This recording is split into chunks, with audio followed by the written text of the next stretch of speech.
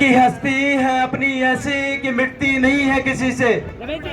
यूं तो सदियों रहा है दुश्मन दौरे जहां हमारा, और सबसे प्यारा हमारा बाबा साहब हमारा, बाबा साहब हमारा।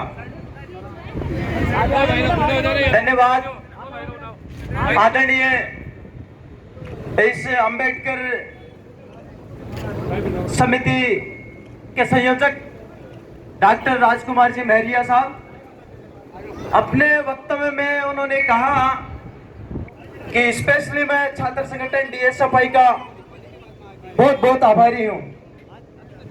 तो संयोजक साहब, डीएसएफआई का काम ही फील्ड वर्क करना है, तो उनके लिए धन्यवाद कोई मायने नहीं रखता।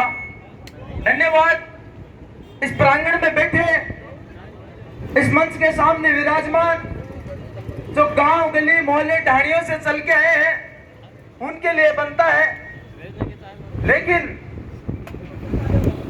लेकिन क्या होता है साथियों, बाबा साहब डॉक्टर भीमराव अंबेडकर जी ने एक हमें संविधान रूपी जो किताब दी, जो विचार दिए, तो आज हमने क्या किया? आज हमने जिसने विचार दिया उनकी प्रतिभा पे माला और विचारों पे ताला ठोकने का काम किया है। आज बाबा साहब डॉक्टर भीमराव अंबेडकर की 134वीं जयंती के शुभ अवसर पर मैं कृष्ण नायक, छात्र संगठन doctor Ambedkar student front of India की ओर से आज के इस कार्यक्रम में पहुंचे आयु से अनुभवी, पिता तुल्य अभिभावक, मातृ शक्ति और प्यारी बहने, आप सभी को भी मैं बाबा साहब की 134वीं जयंती पर हार्दिक शुभकामनाएं भेंट करता हूं और धन्यवाद देता हूं इस आयोजक समिति को जिसने इतना दिव्य और भव्य कार्यक्रम रखा। इस कार्यक्रम में भव्यता का काम करने व चार चांद लगाने का काम यदि होता है तो वो होता है जिस प्रकार से बाबा साहब की जन्म जयंती आती है, ठीक उसी प्रकार से उतने ही किलो का केक हमारे आदरणीय बड़े भाई साहब राजेश जी जोया की तरफ से काटा जाता है। साथियों, मेरे से पूर्व वक्ताओं ने, जनप्रतिनिधियों ने, सामाजिक वक्ताओं ने बड़ी बड़ी बातें रखी। कहने को तो मैं भी कह सकता हूं क्योंकि मैं भी शिक्षित हूं, उनके सिद्धांतों की पालना करता हूं। मैं भी कह सकता हूं कि 14 अप्रैल 1891 को इनका जन्म हुआ था। इन्होंने अस्पृश्यता का सामना किया, असमानता का सामना किया। साथियों, उन्होंने तो वो समय भुगत लिया और हमें संविधान रूपी वो अधिकार देकर वो चले गए। उस संविधान की पालना करने वाले लोगों ने हमारे साथ क्या किया? वो हमारे साथ कुठाराघात कर रहे हैं। साथियों, समय मुझे थोड़ा लेट मिला, लेकिन मैं कहता हूं जनप्रतिनिधियों के सामने, शिविर में मैं छात्र संगठन डीएसएफआई से बिलोंग करता हूं, इसलिए वो दर्द, वो तकलीफ मेरे सीने में है।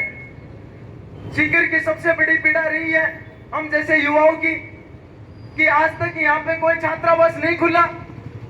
वो लोग अभागा दलित परिवार से बिलोंग करने वाले बच्चे, उनका भी सपना है कि हम भी आईएएस आरएएस बने, लेकिन अर्थव्यवस्था के चलते वो आईएएस आरएएस नहीं बन पाते। तो यहाँ इस पंडाल में, इस सामाजिक मंच से मैं सामाजिक नेताओं से और इस आयोजक समिति से कहना चाहता हूं कि आप ये काम बहुत जल्दी करें, वरना इसका जो आगे जो अंजाम होगा वो बहुत हानिकारक होगा। इसके जिम्मेदार आप खुद होंगे, वो जनप्रतिनिधि होंगे। फिर हमें मत कहना।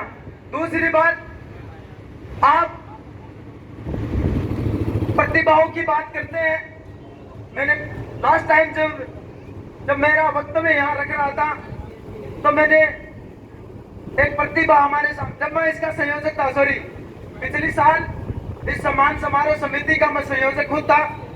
मैं गांव गली गली ढाणी जब इस समिति इस आयोजन का प्रचार प्रसार करने के लिए गया तो कई ऐसी प्रतिभाएं जो सड़कों पे डोल रही हैं, उनका कोई अता पता नहीं है। साथियों, कितने वक्ताओं ने अपनी बात रखी। मैं कहता हूं कि आज अपने पास सारी तमाम तरह की सुख सुविधाएं हैं। मैं ये कहूं आपको कि ये 5,000 रुपए पकड़ो और आप कश्मीर से कन्याकुमारी तक, आप चाहे हवाई जहाज से यात्रा करो, आप चाहे ट्रेन से करो, बस से करो, साइकिल से करो, मुझे कोई फर्क नहीं पड़ता। लेकिन मैं मानता हूं मानव रूपी इंसान होने के नाते मुझसे वो ट्रेवल नहीं होगा। साथियों, एक ऐसी प्रतिभा, आपने नाम सुना होगा सुनील रेसर का, जो खिरोड़ से बिलोंग करता है। पिछले साल भी उस प्रतिभा का यहाँ सम्मान नहीं हुआ था और आज भी उस प्रतिभा को हमने दरकिनार कर दिया है। साथियों, वो लड़का कश्मीर से कन्याकुमारी तक अपने जोश और जुनून से दौड़ने के लिए चाहता है, लेकिन उसके पास जो कमी है वो है अर्थ की। हम वो अर्थ पूरा नहीं कर पा रहे हैं। तो आज के इस पंडाल में जितने भी बुद्धिजीवी वर्ग यहाँ बैठे हैं, मैं उनसे निवेदन करना चाहूंगा कि उस लड़के की तरफ भी देखें। आज के इस कार्यक्रम में पहुंचे आप सभी का पुनः धन्यवाद, आभार, जय भीम।